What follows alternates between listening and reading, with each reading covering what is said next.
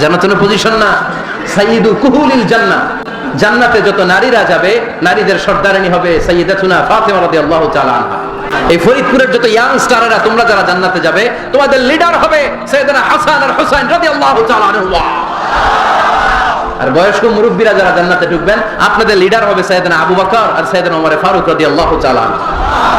সুবহানাল্লাহ পড়তে পারলেন না? ওমর ফারুক এটা সাধারণ কোনো ক্যারেক্টারিস্টিক্স নয়, ওনাকে আল্লাহ তাআলা নলেজও দিয়েছেন, আবার দিনদারিও দিয়েছেন। আমার দিনী ভাইয়েরা, খেয়াল রাখবেন, কোন আলেমের মধ্যে বা কোন নেতার মধ্যে যদি এই দুইটার সমন্বয় আপনি পান, যে তার জ্ঞানও আছে আবার দিনদারিও আছে, he belongs the knowledge and he belongs the তাকওয়া, সে গোটা বিশ্বকে জয় করে ফেলবে। ঠিক কিনা? যার মধ্যে জ্ঞান আছে, যার মধ্যে তাকওয়া আছে, তারে কেউ থামায় রাখতে পারে? ওমর ফারুককে এই দুই নেয়ামত দিয়ে ধন্য করেছে কে? সহিহ বুখারীর বর্ণনা, বিশ্বনবী সাহাবীদের সামনে একটা স্বপ্নের কথা বলছেন। বিশ্বনবী বললেন, আমি স্বপ্নে দেখলাম আমার আঙ্গুলের ফাঁকা থেকে দুধ বের হচ্ছে, আমি তৃপ্তি সহকারে দুধ খেলাম। খাওয়ার পরে দেখলাম আঙ্গুলের মধ্যে একটু দুধ লেগে আছে। আমার আঙ্গুলে অতিরিক্ত লেগে থাকা দুধটা আমি ওমর ফারুকের মুখের মধ্যে লাগিয়ে দিলাম। সাহাবারা বললেন, ইয়া রাসূলুল্লাহ, ইয়া হাবিবাল্লাহ, মাযা আওয়ালতা বিহি, এই স্বপ্নের আপনি কি ব্যাখ্যা করলেন, আমরা তো বুঝলাম না। বিশ্বনবী বললেন, আওয়ালতু বিহি আল ইলম, আমি এই দুধ দিয়ে জ্ঞানের ব্যাখ্যা করেছি, কারণ ওমরকে আল্লাহ যেই জ্ঞান দিয়েছে গোটা বিশ্বের কাউকে এত জ্ঞান দেয় না। এজন্য স্বপ্নে যদি কেউ দেখেন যে আপনি দুধ খাচ্ছেন, তার মানে আল্লাহ তাআলা আপনার জ্ঞান বাড়ায় দিবেন। ওমর ফারুককে দুধ খেয়ে অতিরিক্ত দুধের অংশটা বিশ্বনবী আবু বকর রাদিয়াল্লাহু তাআলা আনহুর মুখে দেন নাই, সাইয়েদনা উসমানের মুখে দেন নাই, আলী রাদিয়াল্লাহু তাআলা আনহুর মুখে দেন নাই। স্বপ্নে ওই অতিরিক্ত লেগে থাকা দুধটা বিশ্বনবী ওমর ফারুকের ঠোঁটের মধ্যে লাগিয়ে দিয়েছেন।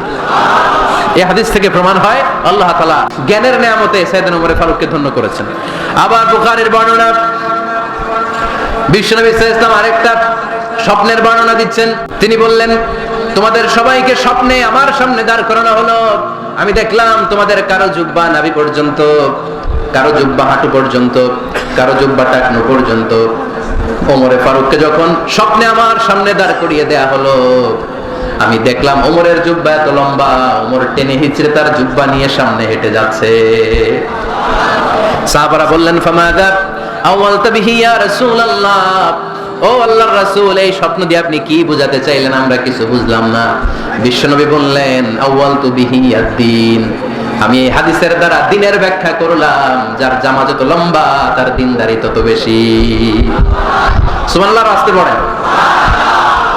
স্বপ্নে দেখলেন কোন সাহাবীর জুব্বা নাভি, কোন সাহাবীর হাঁটু, কারোটা টাকনু, কিন্তু ওমর ফারুকের জুব্বা এত লম্বা, ইয়াজুরু সাওবাহু, তিনি তার জুব্বা টেনে হিচড়ে যাচ্ছেন। বিশ্বনবী বললেন, এটা দ্বারা আমি দ্বীন, আমি তাকওয়া, দ্বীনদারি, তাকওয়া, এটার ব্যাখ্যা করেছি। তার মানে ওমর ফারুকের তাকওয়ার সামনে সব তাকওয়া পানি হয়ে যাবে। কোন সুবহানাল্লাহ। আল্লাহ তাআলা সাইয়েদনা ওমর ফারুককে দ্বীনের জ্ঞান দিয়েছেন, তাকওয়া দিয়েছেন।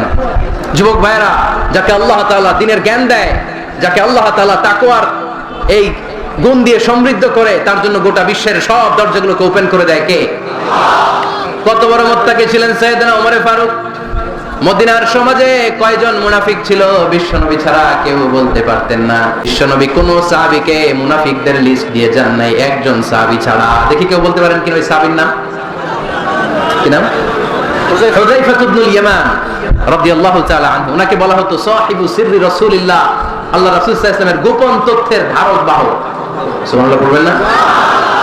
বিশ্বনবী ইন্তেকালের আগে মদিনার সমাজে মোট কয়জন মুনাফিক আছে, এই তথ্য আবু বকরকে বলেন নাই, ওমর রাদিয়াল্লাহু তাআলা আনহুকে বলেন নাই, উসমান রাদিয়াল্লাহু তাআলা আনহু, আলী রাদিয়াল্লাহু তাআলা আনহু, আশারাতুল মুবাশশিরিন বিল জান্নাহ কোন সাহাবীকে বলেন নাই। শুধুমাত্র কেবলমাত্র একমাত্র হুযায়ফা ইবনুল ইয়ামান রাদিয়াল্লাহু তাআলা আনহুর কাছে মুনাফিকদের লিস্টে বিশ্বনবী দিয়ে গিয়েছে। সুবহানাল্লাহ পড়ুন। মদিনায় কারা কারা মুনাফিক কেউ জানতো না, হুযায়ফা ছাড়া। কে ছাড়া? নামটা আজকে মুখস্থ করেন, যাতে অন্য কোনো ওয়াজে কেউ জিজ্ঞেস করলে বলতে পারেন। মুনাফিকদের লিস্ট যে সাহাবীর কাছে বিশ্বনবী দিয়ে গিয়েছিলেন, সাহাবীর নাম কি? নাম? নামটা কেমন লাগে? ভাল লাগে? অনেকে আমারে জিজ্ঞেস করে, হুজুর আমার ছেলে হবে আগামী মাসে, একটা নাম দেন। নাম দিয়ে দিলাম হুযায়ফা। যাদের হবে ছেলে, এলাকা যাদের নেক্সট কয়েক মাসে ছেলে হবে, খালি হুযায়ফা চলবে। কি চলবে? ভাল লাগে? নামটা ভাল লাগে? রাইখেন, অনেক সুন্দর নাম। উনি জানতেন মুনাফিক কারা। দেখেন ওমর ফারুকের তাকওয়ার লেভেলটা কত হাই। ওমর ফারুক একদিন হুযায়ফা রাদিয়াল্লাহু তাআলা আনহুর কাছে গেলেন, যে বললেন, হুযায়ফা, বিশ্বনবী ইন্তেকালের আগে মুনাফিকদের নামের লিস্টটা কারো কাছে দেয় নাই, আমার জানা নাই, সাইয়েদনা আবু বকরের জানা নাই, কোন সাহাবীর জানা নাই, তুমি ছাড়া। আমি তোমার কাছে জানতে চাই, আমি ওমরের নামটা ওই মুনাফিকদের খাতায় আছে কিনা আমার একটু বলো। আমার ওমরের নামটা ওই মুনাফিকদের লিস্টিতে একটু আছে কিনা, নামটা একটু বলো। যদি থাকে আমি ভালো হয়ে যাব, আমি নেফাকি দূর করে পাক্কা মুমিন হতে চাই। আমার নাম যদি মুনাফিকের লিস্টে থাকে আমি তো শেষ। হুযায়ফা চোখের পানি ছেড়ে দিয়ে বলে, আমিরুল মুমিনিন, কেমন প্রশ্ন করলেন আপনি? আপনি বিশ্বনবীর শ্বশুর, এই উম্মতে আপনার পজিশন 3 নাম্বার। আপনারে মুনাফিকরা ভয় পায়, শয়তান আপনারে ভয় পায়। আপনি জান্নাতে সব বয়স্ক লোকদেরকে নিয়ে জান্নাতের মধ্যে আগে আগে ঢুকবেন, কেমন করে মুনাফিকদের কাতারে আপনার নাম থাকে? হুযায়ফাকে যে ধরতেন, হুযায়ফা একটু বলো না আমার নামটা মুনাফিকদের লিস্টিতে আছে কিনা। ওমরে ফারুকের যদি এই টেনশন থাকে যে আমি মুনাফিক হয়ে গেলাম কিনা, আমাদের এই টেনশন থাকার দরকার আছে না নাই? হ্যাঁ, এজন্য সব সময় আল্লাহর কাছে দোয়া করতে হবে, আল্লাহ তুমি নেফাকি থেকে আমাদেরকে বাঁচাও। আর ধরে পড়েন আমিন। আপনারা উঠা বসা শুরু করলেন কেন? অনেক রাত হয়ে গেছে তাই? হ্যাঁ, শেষ করে দেই তাহলে না? যে অনেকের কষ্ট হচ্ছে মনে হচ্ছে। হ্যাঁ, এক নম্বরে যাচ্ছে এটা সব মুখস্থ দেখি। হ্যাঁ, 1 নাম্বার, 2 নাম্বার, 3 নাম্বার। 1 নাম্বার হইল পেশাবখানা, 2 নাম্বার পায়খানা, 3 নাম্বার নাকি এইটা?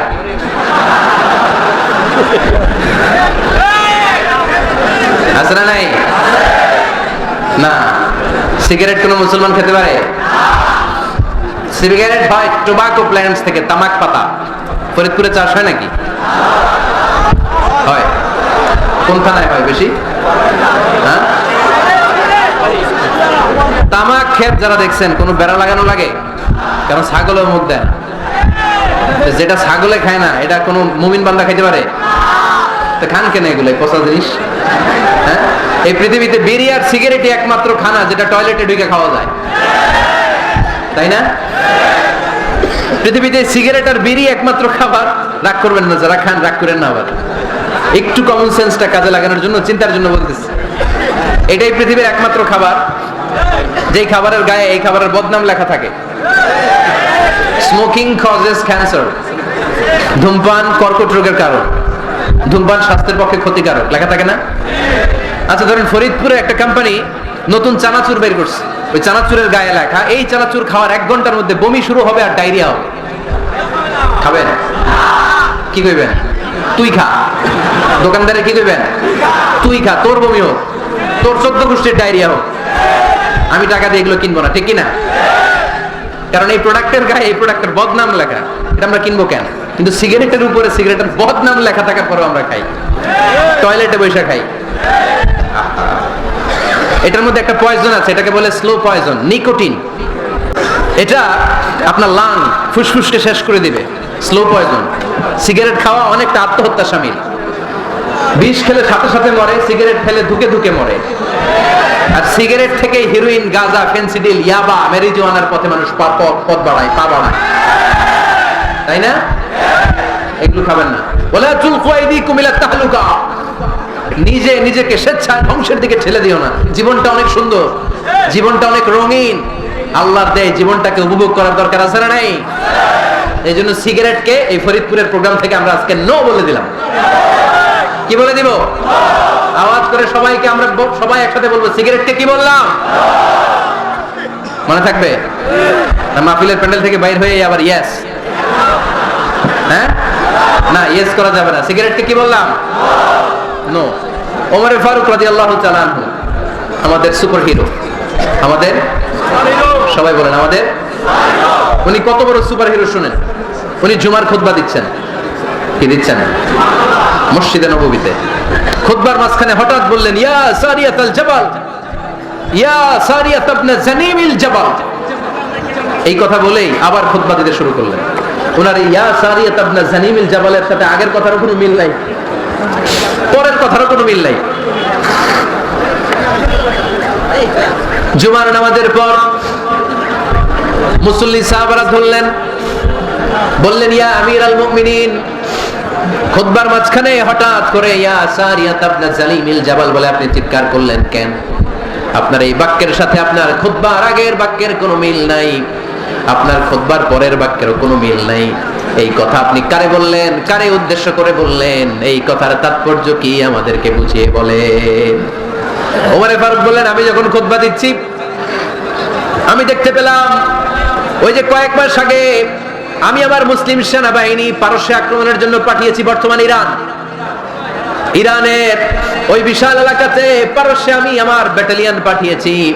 আমি হঠাৎ করে দেখতে পেলাম আমার মুসলিম বাহিনীর সেনাপতি যুদ্ধের এক পর্যায়ে তার ডানে আছে উপত্যকা, বায়ে আছে পাহাড়, সে পাহাড়ি রাস্তা ছেড়ে দিয়ে উপত্যকার দিকে যেতে শুরু করেছে। আমি দেখতে পেলাম আমার মুসলিম বাহিনী যদি উপত্যকার দিকে ছুটে বেড়ায়, কাফির মুশরিকরা আমার মুসলিম বাহিনীকে কচুকাটা করে ফেলবে। তাই আমি এখান থেকে তাদেরকে কমান্ড দিয়ে বলেছি, ইয়া সারিয়াতাল জাবাল, উপত্যকার দিকে নয় পাহাড়ের দিকে যাও, তাহলেই তোমাদের বিজয় নিশ্চিত হয়ে যাবে। উপত্যকার দিকে যেও না, ইলাল জাবাল, ইলা সারিয়াতিল জাবাল, পাহাড়ের দিকে ছোট। সাহাবারা অবাক, ঘটনা কি? উনি বসে আছেন মদিনায় মসজিদে নববীর মিম্বারে দাঁড়িয়ে, উনি যদি ইয়া সারিয়াতাল জাবাল বলে, এটা কি ইরানে যাবে নাকি? ও মিয়া, তখনকার সময়ে বর্তমানের মতো মোবাইল ছিল নাকি? ইন্টারনেট ছিল নাকি? কিছু ছিল? খালি মুখে আমি যদি বলি ইয়া সারিয়াতাল জাবাল, এটা ইরানে যাবে, ইন্ডিয়া যাবে, ঢাকায় তো যাবে না, ফরিদপুর শহরেই তো বসবে না, ঠিক কি না? কিন্তু এটা আমিরুল মুমিনিন বিশ্বাসী সাহাবারা বিশ্বাস করে নিল। কিছু মুনাফিক ছিল, এরা কয় না ঝামেলাস, এটা তো সম্ভব না। এক কাজ করি, এই সেনাপতি যখন বিজয়ী বেশে মদিনায় ফিরে আসবে আর আমরা ধরব। এরা দিন গুনতে লাগলো, এই সেনাপতি মুসলিম বাহিনী নিয়ে পারস্য জয় করে কবে ফিরে আসবে। এই মুনাফিকের দলগুলো কখনো সেনাবাহিনীকে অভ্যর্থনা জানাতে যেত না, কিন্তু এইবার সবার আগে মদিনার উপকণ্ঠে যে সেনাপতিদেরকে অভ্যর্থনা জানানোর জন্য ফুল নিয়ে রেডি, ফুল নিয়ে দাঁড়ায় আছে। সেনাপতি ঢুকার সাথে সাথে ধরছে, এই সেনাপতি কোত্থেকে আসছে? কয় পারস্য জয় করে আসছি। কয় এমন এমন দিন, জুমার দিন দুপুর বেলা যুদ্ধের মাঝখানে আমিরুল মুমিনিনের কণ্ঠের কোন কথাবার্তা শুনছো নাকি? সেনাপতি অবাক, কয় তোমরা জানলা কেমনে? শুনছি তো। সুবহানাল্লাহ বলবেন না? আমরা যুদ্ধে একটা ভয়ঙ্কর অবস্থার মধ্যে ছিলাম, পেছন থেকে শত্রু আমাদেরকে আক্রমণ করতে শুরু করে দিল। ডানে যাব না বায়ে যাব, সামনে যাব নাকি পেছনে যাব, রাস্তা খুঁজে পাচ্ছি না। ডান দিকে ছিল আমাদের উপত্যকার রাস্তা, বাঁ দিকে ছিল পাহাড়ি পথ। আমরা সোজা পথ হবে মনে করে উপত্যকার দিকে ছুটতে আরম্ভ করলাম। হঠাৎ করে আমিরুল মুমিনিনের কণ্ঠ বজ্র কণ্ঠে আমার কানের মধ্যে ভেসে আসলো। আমার মনে হলো আমিরুল মুমিনিন কেমন যেন আমাকে কমান্ড দিচ্ছেন আর বলছেন, ইয়া সারিয়াতাল জাবাল, ডান দিকে উপত্যকার পথে নয়, তাড়াতাড়ি পাহাড়ের দিকে সৈন্যবাহিনী নিয়ে উঠে যা। পাহাড়ের দিকে, ডানে না। This is wrong track and this is the right track. ওই দিন যদি ওমর ফারুকের ওই গাইডলাইন, আমিরুল মুমিনিনের কমান্ড যদি আমি না শুনতাম, আজকে বিজয়ের বেশে ফিরতেও পারতাম না, আমাদের চেহারাও তোমরা দেখতে পেতে না। ওমর ফারুকের ওই কমান্ড, ওই গাইডলাইন অদৃশ্য থেকে শোনার কারণে ওই পারস্যের মধ্যে আমাদেরকে সেই যুদ্ধে বিজয় দান করেছে কে? This is Omar Farooq, this is Omar Farooq. বিশ্বনবী বলছেন, আমার মা লাকিয়াকা শাইতানু সালিকান ফাজ্জান ইল্লা সালাকা ফাজ্জান গায়রা ফাজ্জিকুম। শয়তান ইবলিস যদি তোমার কোনো রাস্তা দিয়ে হাঁটতে দেখে, শয়তান ওই রাস্তা রেখে দিয়ে অন্য রাস্তা দিয়ে হাঁটে। সুবহানাল্লাহ বাড়িতে দিয়ে বলেন। কে বলতেছে? বিশ্বনবী। কার ব্যাপারে? ওমর ফারুকের ব্যাপারে। শয়তান যদি দেখে যে ওমর ফারুক এই রাস্তা দিয়ে হাঁটতেছে, শয়তান ওই রাস্তা রেখে দিয়ে অন্য রাস্তা দিয়ে হাঁটে। সুবহানাল্লাহ পড়ে। রাত্রিবেলা আমরা আমাদের বাচ্চা ছেলে মেয়েদেরকে যখন খাওয়াই, বাচ্চারা খেতে চায় না, এরকম হয় আপনাদের ফরিদপুর এলাকায়? হ্যাঁ, এই এলাকায় হয় নাকি? খেতে চায় না বাচ্চারা, এই চকলেট দেখায়া, এই মিনা কার্টুন দেখায়া, এইটা সেইটা, এগুলো সেগুলো বলে, গল্প টল্প বলে ভুলায় খাওয়ানো লাগে, তাই না? তারপরও খায় না। আমারও ছোট মেয়ে আছে, খেতে চায় না, এইটা সেইটা এমনি সেমনে খাওয়ানো লাগে। তো শেষে না পেরে মা বাবা বলতে বাধ্য হয়, ওই যে ভূত আসতেছে, ভূত, তাড়াতাড়ি তাড়াতাড়ি খাও, নাহলে যে ভূত ধরবে তোমার। ওই যে বাঘ আসতেছে, বাঘ, তাড়াতাড়ি খাইলে নাহলে বাঘে কামড়াবে। বলি না আমরা? আপনারা কি বলেন? ভূত। আর কি বলেন? হ্যাঁ হ্যাঁ, আচ্ছা, এক এক জায়গায় এক একটা আমরা বলি, ভূত আসবে, বাঘ খাবে, ভাল্লুক খাবে, তাড়াতাড়ি খাও। মদিনাতে যখন ওমরে ফারুক আমিরুল মুমিনিন, মদিনার মায়েরাও বাচ্চাদেরকে খাওয়াতে পারতো না, ছোট্ট মেয়েদেরকে খাওয়াতে পারতো না, খাওয়া নিয়ে যন্ত্রণা করতো। বাচ্চারা যখন মদিনায় খেতে চাইতো না রাত্রিবেলায়, মদিনার মায়েরা বলতো তাড়াতাড়ি খাও, হা হুয়া ইয়াতি উমর, হা হুয়া ইয়াতি উমর, তাড়াতাড়ি খা, নাইলে ওই যে ওমর আসতেছে Omar. This is our super hero সাইয়েদনা ওমর ফারুক রাদিয়াল্লাহু তাআলা। শুধু শয়তানি ভয় পেত না, মুনাফিকরাও ভয় পেত, জমের মতো ভয়। শুধু তাই না, আমাদের আম্মা জান বিষ্ণু ইসা ইসলামের স্ত্রীরাও ওমর ফারুককে ভয় পেতেন। সুবহানাল্লাহ কইবেন না? মাঝে মাঝে বিষ্ণু ইসা ইসলামের সাথে আম্মা জান আয়েশার ঝগড়া হতো, হতো না? আপনাদের ফ্যামিলিতে ঝগড়া হয়? হয় না? হয় না? কার কার দেখি করে আল্লাহ, অনেক আল্লাহর ওলি আছে তো জায়গায়, ঝগড়া হয় না? কি কথা কয় ঝগড়া হয় না বলে? বিষ্ণুনবীর ফ্যামিলিতে ঝগড়া হয়, আপনার ফ্যামিলিতে হয় না? মিষ্টি ঝগড়া। আর ও বিয়েই করে নাই,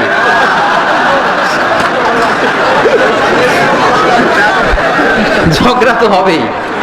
দাম্পত্য জীবনের মজাটাই তো এখানে, কখনো ঝগড়া কখনো আনন্দ, একটু বৃষ্টি একটু রোদ, একটু হাসি একটু কান্না, ভালো লাগা ভালোবাসা শেয়ার করে নেয়া, মিলেমিশে একাকার হয়ে যাওয়া, ঠিক কিনা? তো আল্লাহর হাবিব সাল্লাল্লাহু আলাইহি ওয়াসাল্লামের সাথে আম্মা জান আয়েশার ঝগড়া হতো। তো একদিন ঝগড়া হয়ে দুইজন রেগে আছে, খবরদার দুইজন রেগে থাকবেন না, আবার একজন রাগলে আরেকজন থেমে যাবেন, কারণ এই ছোট্ট ঝগড়া থেকে এটা অনেক সময় বিচ্ছেদের দিকে গড়ায়। আমার প্রিয় ফরিদপুরবাসী, ভাবি রেগে গেলে আপনি রাগেন না, ওই দিন আপনি একটু ঠান্ডা থাকেন। আবার আপনি রেগে গেলে, আমার মাইকের আওয়াজ যদি ভাবিরা শুনেন, আপনারা রেগে যায় না, একটু ঠান্ডা থাকবেন। দুইজনে রেগে গেলে তো তৃতীয় বিশ্বযুদ্ধ শুরু হবে, তাই না? একজন রেগে গেলে আরেকজন ঠান্ডা, কারণ এই সামান্য ঝগড়া থেকে ইগোর কারণে এটা বিচ্ছেদ আর ডিভোর্স পর্যন্ত গড়ায়।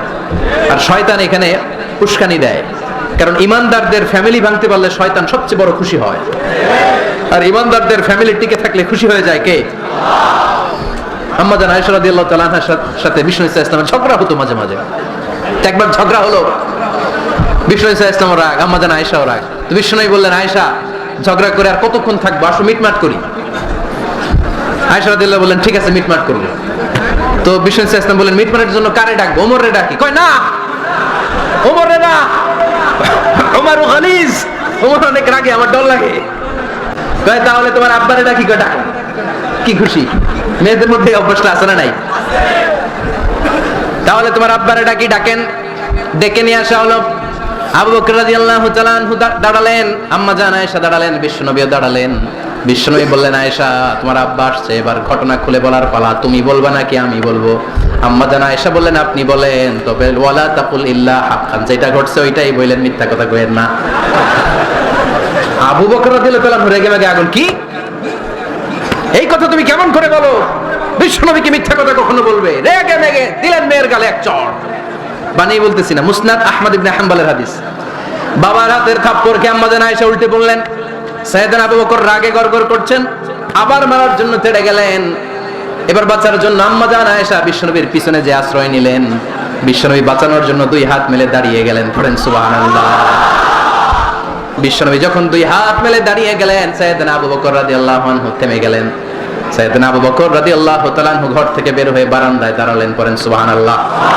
এবার বিশ্বনবী আম্মা জান আয়েশার কাছে যেয়ে বলেন, ইয়া আয়েশা কাইফা রাআইতিনি আনকাসতুকি মিনার রাজুল, দেখছো কেমনে বাঁচাইলাম? আমি না থাকলে ভর্তা বানাই ফেলতো আজকে। আমি বাঁচাইছি তোমারে, আমি আমার লগে ঝগড়া করো তুমি? লজ্জায় পড়ে আম্মা জান আয়েশা খিলখিল করে হেসে দিলেন, বিশ্বনবীও হেসে দিলেন। দুইজনের হাসির মধুর আওয়াজ শুনে সাইয়েদনা আবু বকর বাইরে থেকে অবাক, কিরে এতক্ষণ না ঝড় তুফান, এখন দেখি হাসি। সালাম দিয়ে অনুমতি নিয়ে ভিতরে ঢুকলেন। ঢুকে দেখেন আম্মা জান আয়েশাও হাসে, বিশ্বনবীও হাসে। এই হাসি দেখে আবু বকর রাদিয়াল্লাহু আনহু হেসে দিলেন। আরশের উপর থেকে খুশি হয়ে গেলেন কে? এবার সাইয়েদনা আবু বকর রাদিয়াল্লাহু তাআলা আনহু বললেন, ইয়া রাসূলুল্লাহ আশিকানি ফি সিলমিকুমা কামা আশরাকতুমানি ফি হারবিকুমা। ও নবী, যুদ্ধ লাগলে, দুইজন যুদ্ধ লাগলে মীমাংসার জন্য যেমনি আমারে ডাকেন, এরকম হাসি আর আনন্দের মুহূর্তেও আমারে একটু ডাকেন। আশিকানি ফি সিলমিকুমা কামা আশরাকতুমানি ফি হারবিকুমা। নবী, আপনাদের মধ্যে ঝগড়া লাগলে সন্ধি করার জন্য আমারে যেমনি ডাকেন, আপনাদের হাসি খুশি আনন্দ খুনসুটি এই মজাদার মুহূর্তগুলোতে আমারে বঞ্চিত রাখেন না, আমার একটু ডাকেন। সুবহানাল্লাহ পড়েন। এই মুসনাদ আহমদ ইবনে হাম্বলের হাদিস শোনার উদ্দেশ্য হচ্ছে, বিশ্বনবী প্রথমে ওমর ফারুকের নাম বলেছিলেন। সাইয়েদনা আয়েশা বলে, না আমি ডরাই। হাইবাত, দিস ইজ কল্ড হাইবাত ওমর। একবার বিশ্বনবীর সব বিবিরা ধরলেন, ও নবী আমাদেরকে এটা দেন ওইটা দেন, ঘরে এটা নাই ওইটা নাই ওইটা নাই। বিশ্বনবীকে আমার কাছে কিচ্ছু নাই, যদি এমনি আমার বউ হয়ে থাকতে চাও থাকো, তাহলে যা, তা না হলে যা লাগবে কিনে দেবো, সাথে সাথে তালাকও দিয়ে দিব। কিছু দিতে পারবো না, আমার নাই তো সামর্থ্য নাই। কিন্তু বিবিরাও ছাড়ে না, এটা দেন ওইটা দেন। বিশ্বনবী রহমতের নবী, বিবিদেরকে বুঝাতেও পারেন না, বিবিরা আবদার করতেছে নবী এটা লাগবে ওইটা লাগবে। ইন দ্য মিন টাইম বিশ্বনবী একজনের সালাম শুনতে পেলেন, কে যেন দরজায় দাঁড়িয়ে বলতেছে আসসালামু আলাইকুম। বিশ্বনবী দরজার দিকে তাকালেন, তাকিয়ে বললেন ওয়া আলাইকুম আসসালাম, আর বুঝতে পারলেন এটা আমার ওমরের সালাম। সালাম দেওয়ার পরে বিবিদের দিকে তাকায় দেখে একজন বিবিও নাই, সব অন্দরমহলের ভিতরে দৌড়। সুবহানাল্লাহ পড়তে পারলেন না? This is our super hero Omar. এরকম ওমর একটা লাগবে, চিল্লায় বলেন কয়টা? একটা ওমর গোটা বিশ্বকে সোজা করে দিবে। একটা ওমর সবল আর দুর্বলের সব পার্থক্য দূর করে দিবে, মাজলুমের উপর জালিমের অত্যাচারের অবসান ঘটায় দিবে, গোটা বিশ্বটাকে সাম্য, মৈত্রী, ভালোবাসার ইনসাফ দিয়ে পরিপূর্ণ করে দিবে। সেই উমরের অপেক্ষায় আমরা। নিজের ছেলেকে 80টা বেত মেরেছেন। কয়টা? 80টা বেত মেরেছে। এই ব্যাপারে অনেকগুলো বর্ণনা পাওয়া যায়। সবচেয়ে সহিহ বর্ণনা হচ্ছে মুয়াত্তা ইমাম মালিকের বর্ণনা। ওমর ফারুক রাদিয়াল্লাহু তাআলা আনহুর ছেলে আব্দুর রহমান মারুফুন বিআবি শাহমা ছিলেন মিশরে, ওখানে নাবিজ খেয়েছিলেন। নাবিজ হচ্ছে আরব দেশের লোকেরা দুধের মধ্যে শক্ত খুরমা রাত্রেবেলা ঢেলে দিত, ঢেলে দিলে সারা রাত ওই খুরমার রসটা দুধের সাথে মিশে দুধটা লাল হয়ে যেত। এটাতে সকালবেলা খেত, খুব সুস্বাদু, এটাকে বলে নাবিজ। কিন্তু এটা রাতে ভিজাইলে সকালেই খাইতে হয়, রেখে দিলে আবার একটু সমস্যা হয়, এটা অনেকটা তারির মতো হয়ে যায়, মাতলামি চলে আসে। তো ওমরে ফারুকের ছেলে নাবিজ খেয়েছেন, মদ খাননি, নাবিজ। কিন্তু নাবিজ খাওয়াতে সাকরান চলে এসেছে। সাকরান চলে আসাতে এটা যখন প্রমাণিত হয়েছে, আমর ইবনে আস রাদিয়াল্লাহু তাআলা আনহু নাকি 80 বেত মেরেছেন মিশরে। কয় বেত? নিয়ম হচ্ছে সবার সামনে, ইনি সবার সামনে না মেরে একটু গোপনে মেরেছে। এই তথ্য যখন ওমরে ফারুকের কাছে এসেছে, উনি বললেন না, মারতে হবে সবার সামনে, আলাদা মারলা কেন? ও মদিনায় ফিরে আসলে আমি আবার 80টা মারব। মদিনায় ফিরে আসার পরে সাইয়েদনা ওমরে ফারুক ওই আগের 80টারে আর ধরেন নাই, নিজ হাতে আবার 80টা বেত মেরেছেন। এই বেত মারার 1 মাস পরে এই আবু শামা ইন্তেকাল করেছে। অনেক ঐতিহাসিক বলে এই বেতের আঘাতে মরেছে, কেউ কেউ বলেছে নিজের রোগের কারণে মরেছে।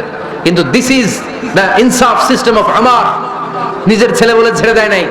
এখন নিজের ছেলে হইলে 7 খুন মাফ, নেতার ছেলে হইলে 10 খুন মাফ, এলাকার মোড়লের ছেলে হইলে 10 খুন মাফ। নো পার্সিয়ালিটি ইন ইসলাম, ইসলামে পার্সিয়ালিটি নাই। আপনি নেতার ছেলে হন, আপনি বিজনেস ম্যাগনেটের ছেলে হন, আপনি যেই হন না কেন, ইসলামের দৃষ্টিতে সবাই সমান। চিল্লায় বলেন ঠিক কিনা? বনু মখজুমিয়া গোত্রের এক নারী চুরিতে ধরা পড়ল। সাহাবারা বললেন নবী, মদিনার সবচেয়ে ভেরি প্রেস্টিজিয়াস এন্ড ডিগনিফাইড ফ্যামিলির মেয়ে, আপনি হাত কাটেন না, কারণ ইসলামের নিয়ম চুরি করলে কি কেটে দাও? বিষ্ণু বললেন বলো কি, হাত না কাটার জন্য তোমরা আমাকে রেকমেন্ড করছো? এটা আল্লাহর আইন, পৃথিবীর কেউ রেকমেন্ড করলো শোনার ক্ষমতা আমার নাই, কারণ আইনটা দিয়েছে কে? লাউ কানাত ফাতিমা বিনতি মুহাম্মাদিন সারাকাত লাকাতা মুহাম্মাদুন ইয়াদাহা। আরে বনু মাখজুমিয়া মেয়ে তো দূরের কথা, আমার কলিজার টুকরা ফাতেমাও যদি আজ চুরিতে ধরা পড়তো, তার হাত কেটে দিতে আমি 1 মিনিটও দেরি করতাম না। দিস ইজ ইসলাম। এই হচ্ছে ওমর ফারুকের মানাকিব। এরকম ওমর ফারুক কয়টা লাগবে? আওয়াজ করে বলতে হবে কয়টা লাগবে? একটা লাগবে। এই সাইয়েদনা ওমর ফারুক মদিনার প্রথম চিফ জাস্টিস ছিলেন। সর্বপ্রথম ওনার পরামর্শ সাইয়েদনা আবু বকর রাদিয়াল্লাহু তাআলা আনহু কোরআনকে সংকলন করেছেন। আমরা এই যে কোরআন পড়ি 30 পারা, এমদাদিয়া লাইব্রেরির 114টা সূরা, কত সুন্দর সন্নিবেশ করা হয়েছে, এখানে সাজানো হয়েছে। আল্লাহর হাবিব সাল্লাল্লাহু আলাইহি ওয়াসাল্লামের সময় কি এরকম কোরআন ছিল নাকি? ছিল না। খেজুর পাতার মধ্যে, গাছের বাকলের মধ্যে, ওটের বড় হাড্ডির মধ্যে আর পাথরের মধ্যে খোদাই করা কোরআন ছিল। সাইয়েদনা আবু বকরের সময় রাদিয়াল্লাহু তাআলা আনহুর সময় যুদ্ধ হলো, 70 জন হাফেজ সাহাবী ইন্তেকাল করলেন। সাইয়েদনা আবু বকর রাদিয়াল্লাহু তাআলা আনহুকে ডেকে ওমর ফারুক বললেন, ও আবু বকর, এইভাবে হাফেজে কোরআন সাহাবীরা যদি দুনিয়া থেকে বিদায় হয়ে যায়, আল্লাহর কোরআনও তো বিদায় হয়ে যাবে। আমার পরামর্শ হলো আপনি সব বয়োজ্যেষ্ঠ সাহাবীদেরকে একসাথে করে কোরআনের সব কাগজগুলোকে একসাথে করে একটা নির্ধারিত কপির মধ্যে কোরআনকে সংকলন করে ফেলেন। সাইয়েদনা আবু বকর বললেন, যেটা আমার নবী করেন এটা আমি কেমনে করি? কিন্তু ওমর ফারুক নাছরবান্দা বলে না, এটা করলে কোনো খারাপ হবে না, ভালোই হবে। মুসলিম উম্মার জন্য এক জায়গায় কোরআন সন্নিবেশিত থাকবে, আপনি করেন। সাইয়েদনা আবু বকর রাজি হয় না, ওমরে ফারুকও ছাড়ে না। ওমরে ফারুক বলতে বলতে বলতে বলতে এমন ভাবে সাইয়েদনা আবু বকর রাদিয়াল্লাহু তাআলা আনহুকে ধরলেন, সব শেষে সাইয়েদনা আবু বকর ওমরে ফারুকের কথায় কোরআন সংকলনে রাজি হয়ে গেলেন। পড়েন সুবহানাল্লাহ। উনি বললেন, ওমর যখন আমাকে বারবার বুঝাতে লাগলো, আল্লাহ তাআলা আমার হৃদয়টা ওমরের কথা শোনার জন্য খুলে দিলেন। আল্লাহ তাআলা কেমন যেন আমাকে ইলহাম করলেন, আবু বকর করো, এই কাজের মধ্য দিয়ে আমি আমার কোরআনকে গোটা বিশ্বে জীবিত রেখে দেব। This is Omar. এই যে আমরা হিজরি সনের যে আমরা গণনা করি, এই হিজরি সনের প্রবর্তক হচ্ছে সাইয়েদনা ওমর ফারুক। সুবহানাল্লাহ নাই? আপনাদের মনোযোগ আছে না গেছে? কই ঘুমাই গেলেন মনে হয়? তাকবীর দেন তো একজন আওয়াজ করে।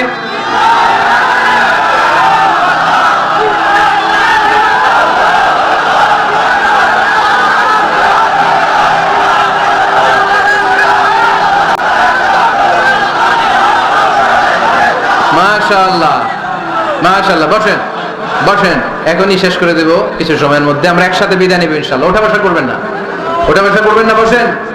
সাইয়েদনা ওমর ফারুক এই হিজরি সনের গণনা শুরু করেছেন। সাহাবারা বলল, আমিরুল মুমিনিন, খ্রিস্টানদের ঈসাই সন আছে, আমাদের মুসলমানদের কোনো সন নাই। আমাদের একটা সন থাকলে আমাদের জিজিয়া নিতে, আমাদের যাকাতের টাকা উত্তোলন করতে অনেক সুবিধা হবে। ওমর ফারুক বললেন, তাহলে কোন সালকে হিজরি, কোন সালকে মুসলিম সাল হিসেবে আমরা ঘোষণা দিতে পারি? একজন বলল, আমার নবী যেই সালে জন্মগ্রহণ করেছেন ওই সালে।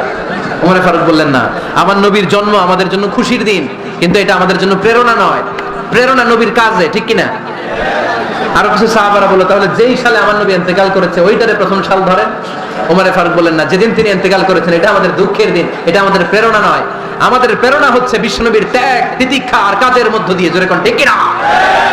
ওমর ফারুক বললেন, যেদিন বিশ্বনবী ইসলাম রক্ষায় নিজের মাতৃভূমি ছেড়ে মক্কা থেকে মদিনায় গিয়েছেন, ওই দিনটাকে হিজরি প্রথম দিন ধরে আমরা হিজরি সাল গণনা করে শুরু করে দেব।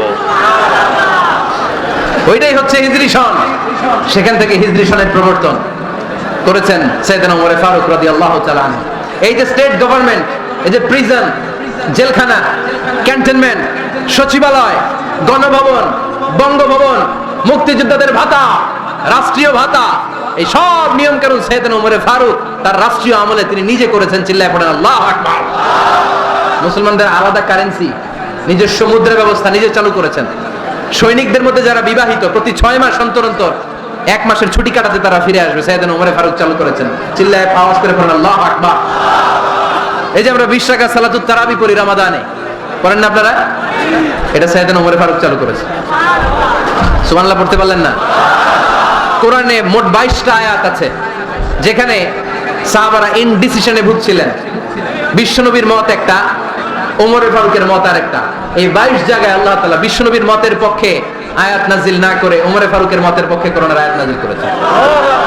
আওয়াজ করে পড়েন আল্লাহু আকবার। এদিকে উঠলেন কেন আপনারা? যারা উঠছেন আমার দিকে তাকান। ঢুকতেছে, বাইরে থেকে ঢুকতেছে, বাইরে থেকে লোকজন ঢুকতেছে ভিতরে, কিছু ভিতরে ঢুকতেছে, কিছু বাইরেতেছে না। সকাল থেকে ওয়েট করতেছি তো।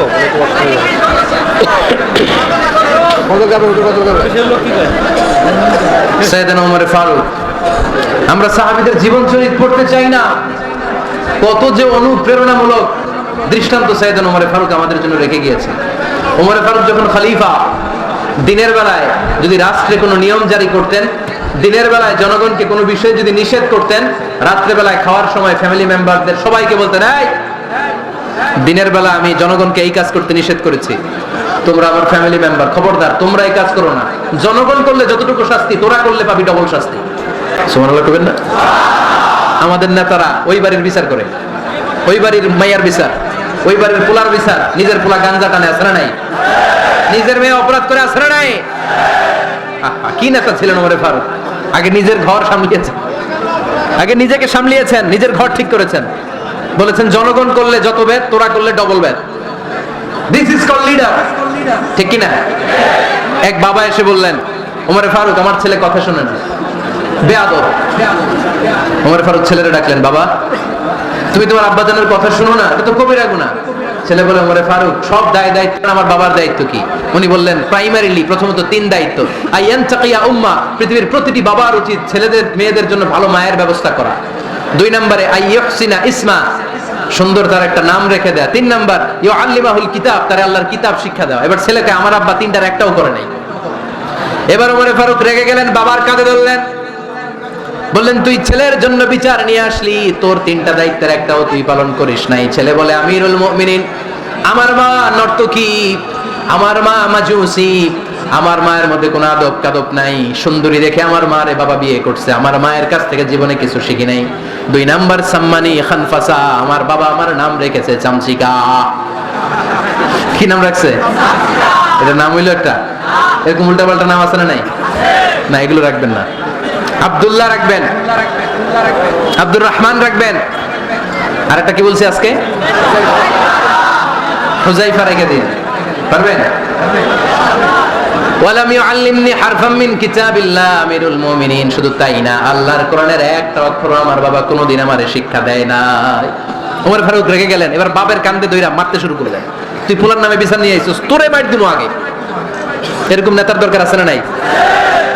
মদিনায় এক লোক তার বউরে রাগের চোটে 100 তালাক দিয়ে ফেলছে। কয় তালাক দেয়ার নিয়ম কয়টা? দিছে কয়টা? এবার স্ত্রী কাঁদতে কাঁদতে এসে বলে আমিরুল মুমিনিন দেখেন, আমার স্বামী আমারে রেগে মেগে 100 তালাক দিছে। ওমর ফারুক বললেন দইরা নিয়ে এটারে নিয়ে আসা হলো। ওমর ফারুক বললেন কয়টা তালাক দিয়েছো? কয় 100টা। কেন দিছো? কয় মাথা গরম আছিল। এরকম আছে না? তালাক দেওয়ার সময় সব তালাক, তুই তালাক, তোর মা তালাক, তোর বোন তালাক, সব তালাক। তালাক দিবে ওয়াইফ রে, দিতেছে সবাই রে। তোমার ফারুক বললেন দিবে 3টা, 100টা দিলা কেন? কয় মেজাজ গরম ছিল। কয় দাঁড়া, আত-তালাকু মিন শাআইরিল্লাহ, তালাক হচ্ছে আল্লাহর দেয়া বিধানের একটা নিদর্শন, এটা নিয়ে তুই খামখেয়ালি করলি। আমার রায় শোন, আমার রায় হচ্ছে 3 তালাকে তোর বউ তালাক, বাকি 97 তালাক তোর পিঠের উপরে পড়বে। এরকম বিচারের দরকার আছে না নাই? এরকম দৃষ্টান্তমূলক বিচার যদি বাংলার জমিনে দেয়া হতো, আর কোন নারী ধর্ষিতা হতো? আর কোন নারীকে অ্যাসিড মারা হতো? আর কোন নারী যৌতুকের জন্য কান্না করত? একটা আমল লাগবে, বেশি না। কয়টা লাগবে?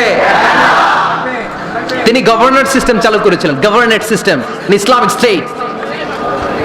বাহরাইন, ইয়ামান, মিসর, কুফা, বসরা, মক্কা, মদিনা, এই 7 জায়গায় 7 জন গভর্নর পাঠিয়েছেন।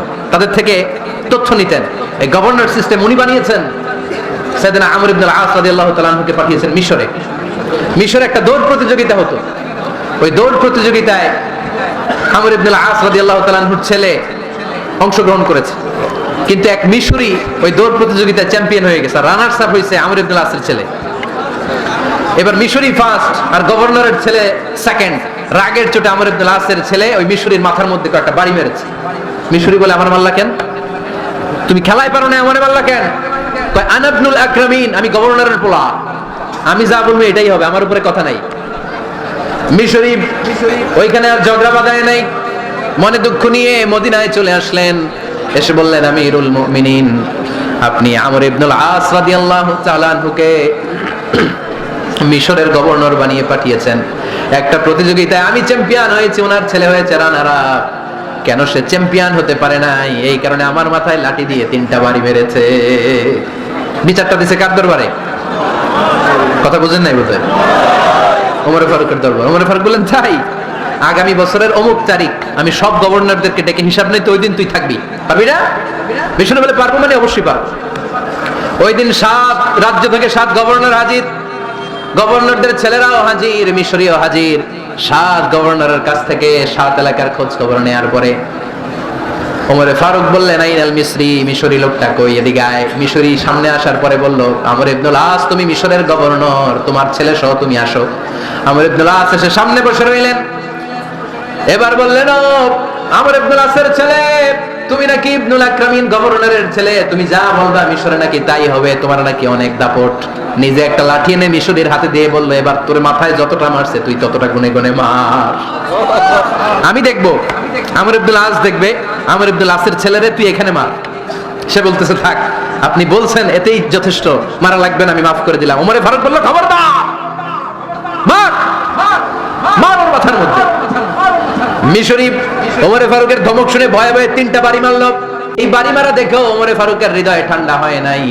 লজ্জায় আমর ইবনুল আস বয়স হয়ে গিয়েছে, সাহাবা মাথা তখন টাক, মাথায় চুল নাই, লজ্জায় মাথাটা হেট হয়ে মাথাটা নিচু করে রেখেছে। এবার রাগের চোটে ওমরে ফারুক বললেন, এবার আমর ইবনুল আসের টাক মাথার মধ্যে একটা মার মার। কেন ছেলেকে শিক্ষা দিতে পারে নাই? ইয়া আমর ইবনুল আস, মাতা জাআলতুমুন নাস আবিদা, তোমরা কখন মিশরীদেরকে নিজেদের দাস বানায় নিলা? ওয়াকাদ ওয়ালাদাতুম উম্মুহুম আহরারা, আর ওদের মায়েরা তো ওদেরকে স্বাধীন সন্তান হিসেবে প্রসব করেছে। মানুষদের উপর ক্ষমতাগিরি করার জন্য গভর্নর পাঠাই নাই। খবরদার, জনগণ তাদেরকে দেখভাল করার জন্য তোমাদেরকে পাঠানো হয়েছে, তাদের উপর কোনো অত্যাচার করার জন্য নয়। চিল্লায় বলেন ঠিক কিনা? এরকম নেতা কয়টা লাগবে? কয়টা? ওই নেতার নাম কি? ওমর। হ্যাঁ, হুয়া ইয়াতি ওমর। 22 জায়গায় বিশ্বনবী কয় একটা, ওমরে ফারুক বলে আরেকটা। আল্লাহ বলে, বিশ্বনবী আপনার পক্ষে আমি আয়াত নাজিল করতে পারলাম না, আমি ওমরের পক্ষে নাজিল করে দিলাম। বিশ্বনবী বলতেন, ইন্নালি কুল্লি উম্মাতিন মুহাদ্দাস, সব উম্মতের মধ্যে, সব নবীর উম্মতের মধ্য থেকে একজন করে আল্লাহ তাকে মুহাদ্দিস বানাতো। মুহাদ্দিস না, মুহাদ্দাস।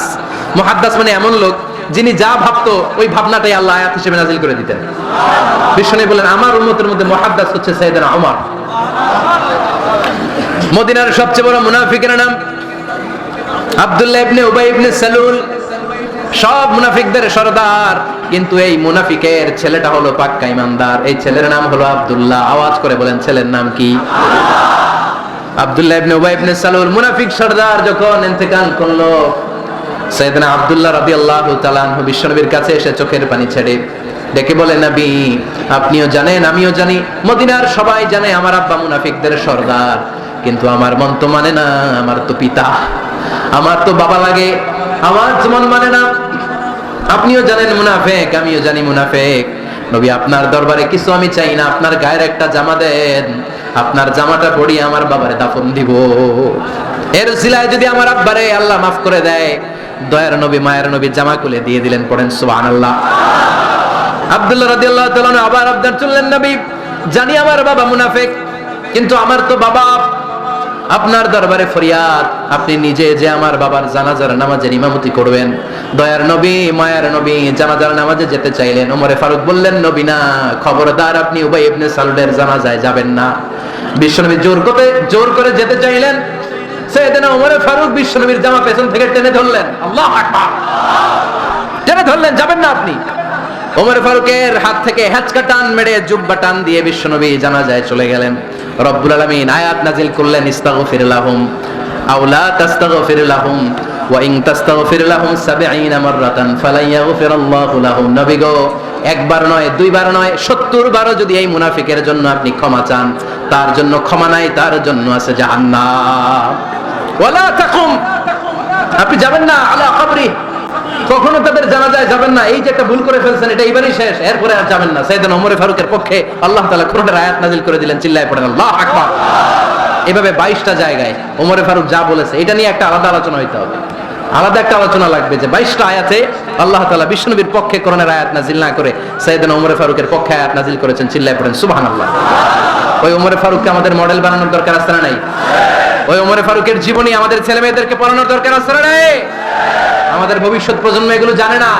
ওরা সালমান খান দেখে বড় হয়, ওরা শাহরুখ খান দেখে বড় হয়, ওরা ঋত্বিক রোশনকে দেখে বড় হয়।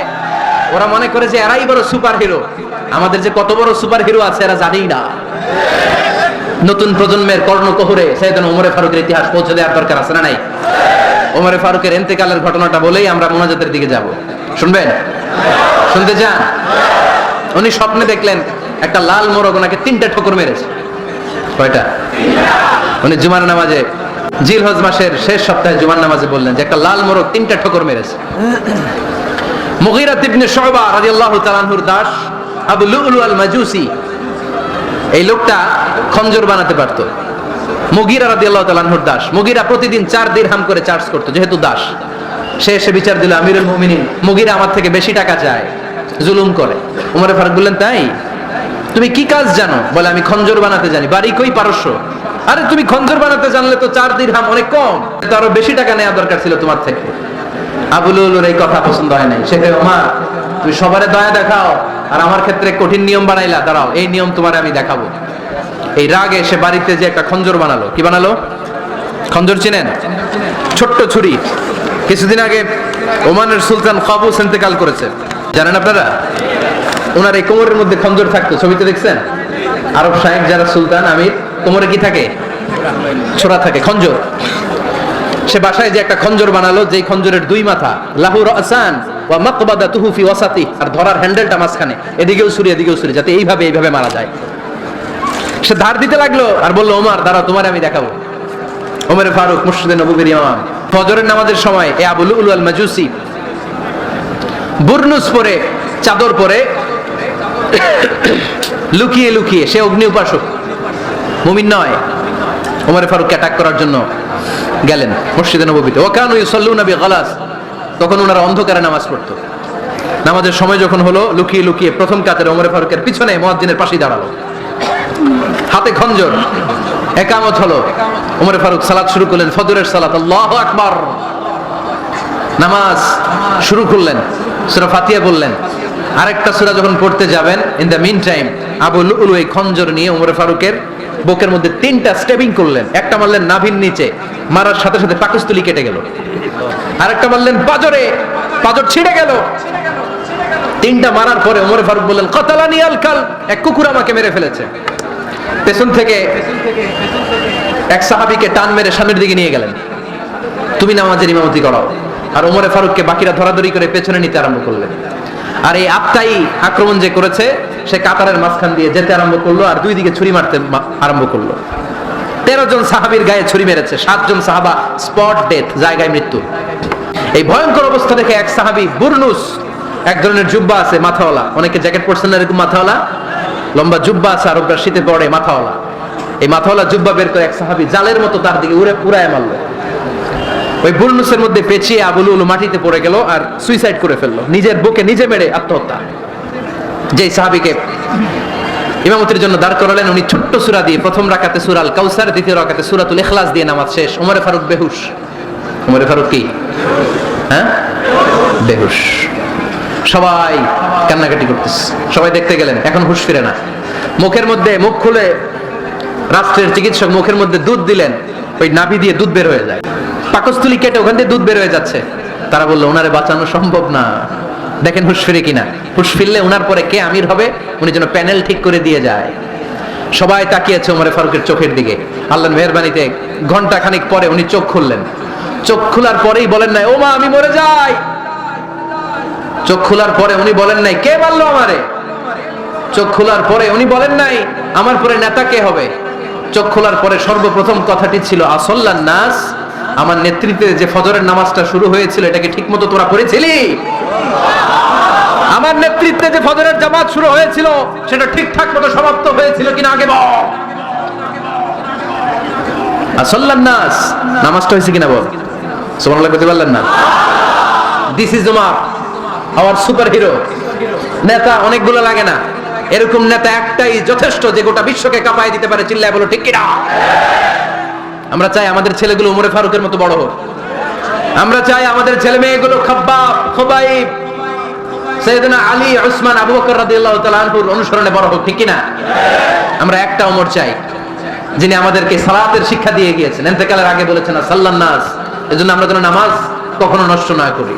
আল্লাহর জমিনে দ্বীন বাস্তবায়ন, আসাদুহুম ফি আমরিল্লাহি উমর, ওমর রাদিয়াল্লাহু তাআলা আনহু এত কঠোর কেউ ছিলেন না। তাই দ্বীন বাস্তবায়নে আমরা যেন কাউরে ছাড় না দেই। সবার আগে আল্লাহর দ্বীন, সবার আগে আল্লাহর কোরআন, সবার আগে আমার ইসলাম, ঠিক কিনা? চাইলেই কেউ এদেশ থেকে ইসলামরে মিটাই দিতে পারবে না। যে দেশে আল্লাহু আকবার ধ্বনির সাথে সাথে সূর্য উঠে যায়, আল্লাহু আকবার ধ্বনির সাথে সাথে সূর্য ডুবে যায়, সে দেশে আর কিছু থাকবে না থাক, আমার ইসলাম থাকবেই। আর কিছু থাকবে না থাক, আমার কোরআন থাকবেই। সে ইসলামের সাথে থাকতে রাজি আছেন তো? কোরআনের সাথে থাকতে রাজি আছেন তো?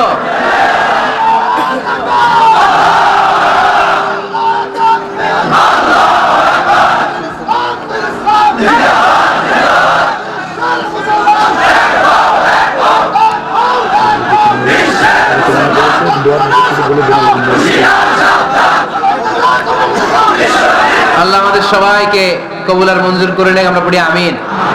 উঠলেন কেন? দোয়া হইছে? হুজুর বসে আছে, হুজুর দোয়া করবেন। বসেন বসেন বসেন বসেন। কয়েকজন ভাই কালিমা পড়ে মুসলমান হতে চায়, মোহতামিম সাহেবের হাতে